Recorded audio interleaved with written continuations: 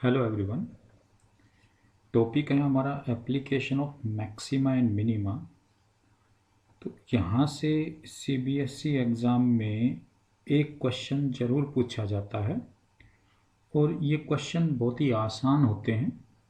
थोड़ा सा प्रैक्टिस करने पर हम इन क्वेश्चन को आसानी से सीख सकते हैं। देखो, ये जो क्वेश्चंस हैं इनमें क्या एल्गोरिथम है, क्या इन क्वेश्चंस का एल्गोरिथम है कि हम अपने माइंड में रखें। देखो, क्वेश्चन में दिया होगा कि हमें क्या मैक्सिमम और मिनिमम दिखाना है। तो पहली बात तो ये कि हमें जो मैक्सिमम मिनिमम दिखाना है उसी टर्म का फॉर्मूला रखना है। ये फॉर्मूला दो वेरिएबल में आएगा। हमें एक वेरिएबल की वैल्यू रखनी होती है।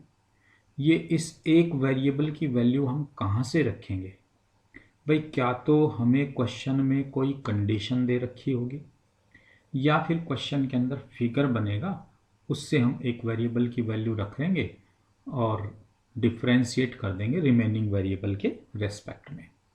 तो ये इसका कंसेप्ट है, इस क्वेश्चन को करने की थ्योरी है, एल्गोरिथम है। तो ध्यान से हम इस क्वेश्चन को करें, थोड़ा सा प्रैक्टिस दें तो ये क्वेश्चन आसानी से हम एग्ज़ाम में अटेम्प्ट कर सकते हैं। बहुत ही आसान क्वेश्चन है, ज़्यादा मुश्किल क्वेश्चन नहीं है। तो मैं क्वेश्चन ले रहा हूँ, क्वेश्चन नंबर 39 जो एनसीईआरटी में भी है और एलिमेंट ऑफ मैथमेटिक्स का भी क्वेश्चन है। तो क्वेश्चन स्टार्ट करने से पहले मैं अपने व्यूअर्स से कहना चाहूँगा कि वीडियो को लाइक ज़रूर करें, डिसलाइक ना करें। आप डिसलाइक कर रहे हैं, आप लाइक नहीं कर सकते तो डिसलाइक भी ना करें प्लीज़। डिसलाइक करने से अच्छा है कि आप मेरे चैनल पर जाएं ही मत। तो कृपा करके वीडियो को लाइक करें, डिसलाइक ना करें। मैं देख रहा हूँ कि वीडियो डालते ही वीडियो को 1 या 2 सेकंड भी नहीं देखते और एक डिसलाइक आ जाता है। तो मैं उस व्यूवर से कहूँगा कि भाई, आपको चैनल नहीं देखना तो मत देखिए, लेकिन डिसलाइक मत दीजिए। ओके, तो अब मैं क्वेश्चन को स्टार्ट करता हूँ। क्वेश्चन है, show that volume of the greatest cylinder which can be inscribed in a cone of height h and semi-vertical angle 30 degree is 4/18 pi h cube। इस क्वेश्चन में हमें सिलेंडर का वॉल्यूम मैक्सिमम दिखाना है, greatest में maximum दिखाना है, और ये सिलेंडर कोन के अंदर बना हुआ है जिस कोन की हाइट एच है और सेमी वर्टिकल एंगल 30 डिग्री है। ओके, तो हमें मैक्सिमम वॉल्यूम दिखाना है 4/81 पाई एच क्यूब। तो देखिए, ये हमारे पास फिगर है। इस फिगर में कोन के अंदर एक सिलेंडर बना हुआ है। तो देखो, क्वेश्चन के अंदर कोन की maximum height small H given है। तो इस फिगर में मैं थोड़ा सा करेक्शन कर दूं, इस कैपिटल एच की बजाय हम ये हाइट स्मॉल एच ले लेते हैं। ओके, नेमिंग करता हूं, ये ए बी सी ये कोन है, इसके अंदर ये सिलेंडर बना हुआ है। तो देखो, मान लेते हैं इस कोन का रेडियस मैंने कैपिटल आर लिया हुआ है और हाइट ऑफ दिस कोन है वो स्मॉल एच, क्योंकि ये क्वेश्चन में दे रखा है कि कोन की हाइट स्मॉल एच है। ओके, तो मैं मान लेता हूँ कि इस सिलेंडर का रेडियस, ये जो रेडियस है ये एक्स है।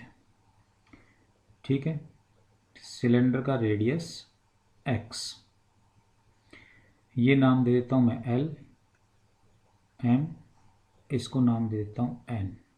ओके, अब देखो कि मान लेते हैं इस सिलेंडर की जो हाइट है वो जेड मान लेते हैं। ओके, तो ये जो हाइट है ए एल, तो ये जो ए एल होगा यहाँ से लेकर यहाँ तक की जो हाइट होगी, ये जो हाइट है ये बन गई टोटल हाइट एच है और सिलेंडर की हाइट जेड है, तो ये रह जाएगा एच माइनस जेड। ओके, कहता है इसका सेमी वर्टिकल एंगल। तो देखो, जो ए पर जो एंगल है, ये जो वर्टेक्स है ए, इस पर जो एंगल बनेगा ये वर्टिकल एंगल है, बट ये सेमी वर्टिकल एंगल। तो सेमी वर्टिकल एंगल मतलब इसका हाफ, आधा हमें लेना है। तो ये सेमी वर्टिकल एंगल है इसका, ये वाला, ये आधा एंगल, ये 30 डिग्री दिया हुआ है, ये हमारे पास दे रखा है 30 degree.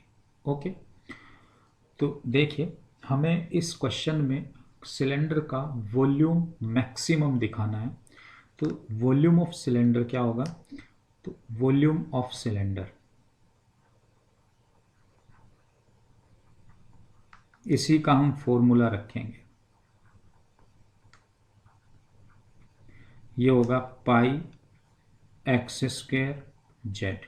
X is the radius of cylinder और z is the height of cylinder. अब जरा देखिए कि ये जो फॉर्मूला है ये दो वेरिएबल में आ रहा है, एक एक्स और एक जेड। तो हम इन दोनों वेरिएबल में से एक वेरिएबल की वैल्यू फाइंड आउट करेंगे। तो ये वैल्यू कहाँ से फाइंड आउट करेंगे, फिगर है हमारे पास, तो हम फिगर से फाइंड आउट करेंगे। तो देखिए फिगर में ये हाइट जो है, एल्टीट्यूड है, वो राइट एंगल होता है कोन के अंदर रेडियस, ठीक है। तो यहाँ 90 डिग्री के साइन होंगे। अब देखो कि ये सेमी वर्टिकल एंगल हमें दिया हुआ है, तो इस ट्राइंगल में अगर हम देखें, in triangle ALM, in triangle ALM, इसके अंदर देखिए ये राइट एंगल ट्राइंगल है। तो 30 डिग्री हमें ये एंगल दे रखा है, तो 30 के सामने की साइड हमेशा परपेंडिकुलर, एंगल के सामने की साइड परपेंडिकुलर। तो LM upon AL, perpendicular upon base, BP upon HB, perpendicular upon hypotenuse, base upon hypotenuse, perpendicular upon base. तो परपेंडिकुलर अपॉन हाइपोटेन्यूज होता है sine, base upon hypotenuse cos, और perpendicular upon base होता है tan. तो tan क्या होगा, perpendicular upon base. तो LM हमारा परपेंडिकुलर है, AL बेस है, तो ये परपेंडिकुलर अपॉन बेस है, तो ये होगा 10, एंगल है 30 डिग्री। तो दिस इज 30, 10 30। LM x है, AL H माइनस जेड, और 10 30 1/√3। तो यहाँ से हम क्रॉस मल्टीप्लाई करें, तो देखिए ये क्रॉस मल्टीप्लाई हम करें यहाँ से, तो ये बनेगा √3x is equal to H minus Z. तो मैं x की वैल्यू निकाल लूँ यहाँ से, तो x is equal to H minus Z upon √3।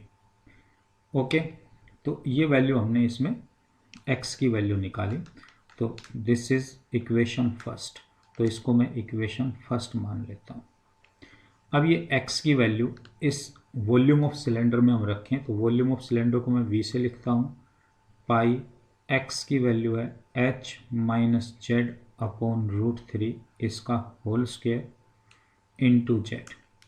तो देखो यहाँ से पाई √3 का स्क्वायर तो हो जाएगा 3, ओके। h माइनस जेड का स्क्वायर खोलता हूँ, a माइनस बी का होल स्क्वायर, ये हो जाएगा a square plus B square minus 2ab। तो h square plus Z square minus 2h Z into Z.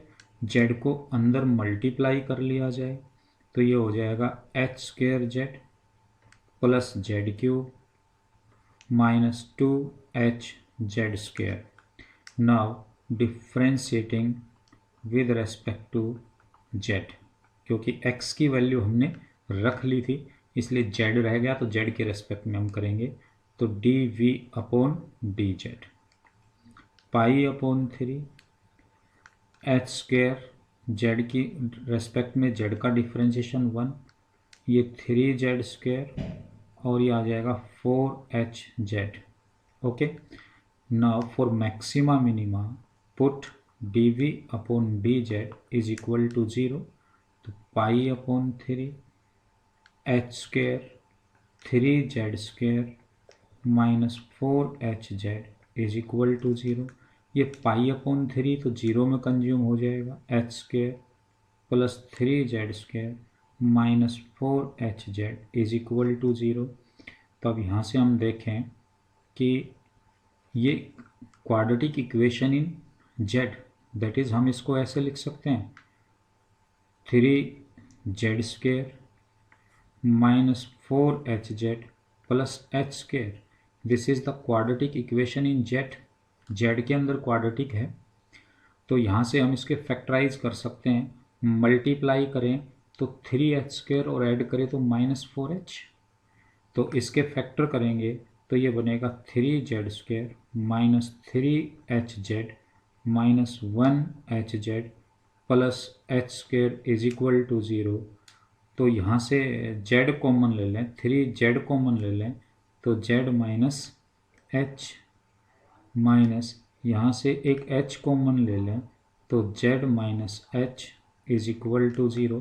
तो देखो z माइनस h कॉमन आता है, ये हो जाएगा 3z minus h is equal to 0। तो this implies that z minus h is equal to 0, 3z minus h is equal to 0, z is equal to h, 3z is equal to h। तो this implies that z is equal to h upon 3, but z not equal to h because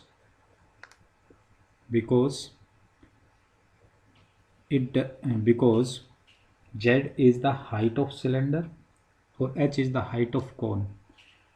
Cylinder inscribed in a cone, so height of cone is always greater than z. It cannot be equal to z.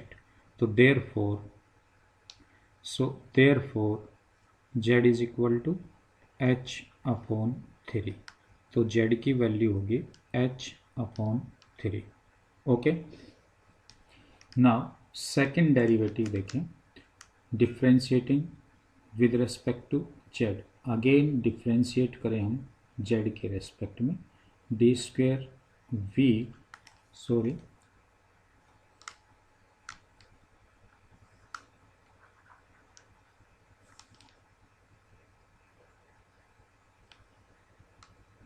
now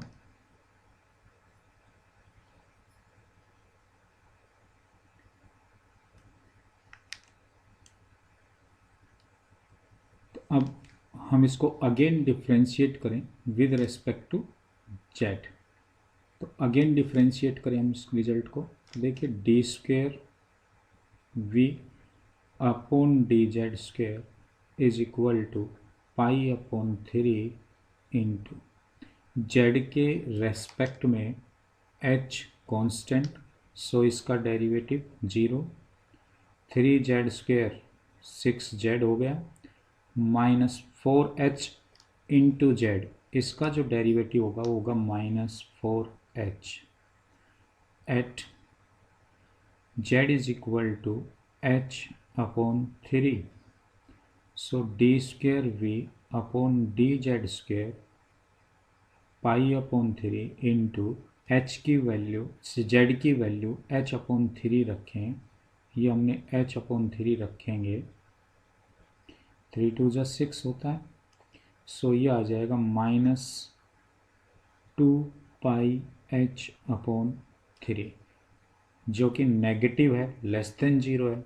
तो हम कह सकते हैं v is maximum when z is equal to h upon 3।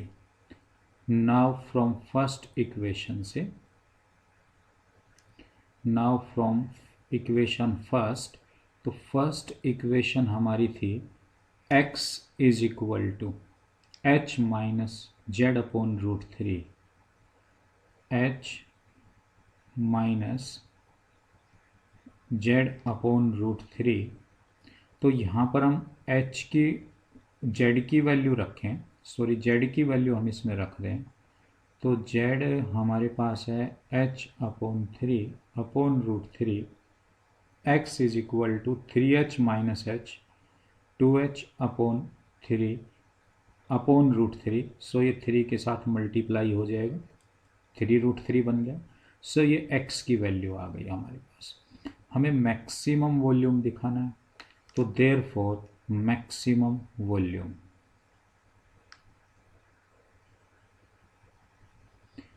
Volume pi x² z, pi x का मान 2h upon 3√3 whole square और z is h upon 3।